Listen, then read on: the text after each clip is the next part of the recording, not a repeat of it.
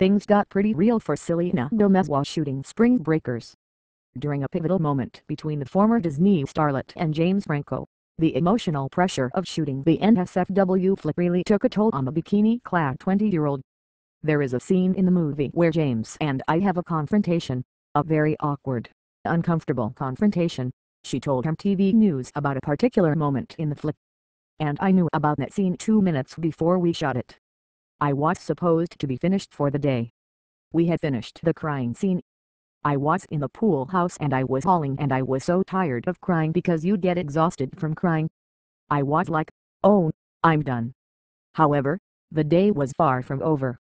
Director Harmony Korine pulls me aside, and he goes, all right, so we're gonna do a scene in here with you and James. And he goes, he's going to convince you to stay with the girls. And I go, okay, well, what do I say? Am I sad? Am I mad? Am I scared? And he goes, sure. And I was like, well, wait a minute. What's happening? Perhaps still running off the emotions from the previous scene and all the unknown of what was to come, Gomez went into the moment unsure but willing. James sat and he held my hand and I go, oh my goodness. What's about to happen? And that scene was absolutely intense and so real because I had no idea that was going to happen, and he was so brilliant in it.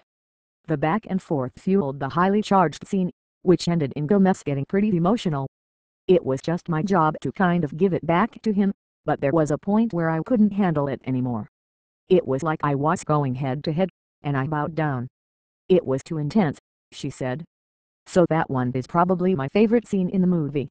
It was just so great. Even when the camera stopped rolling, it took Gomez a moment to recover. Luckily, Franco was there to support her. I was shaking. I think we did the scene 3 times.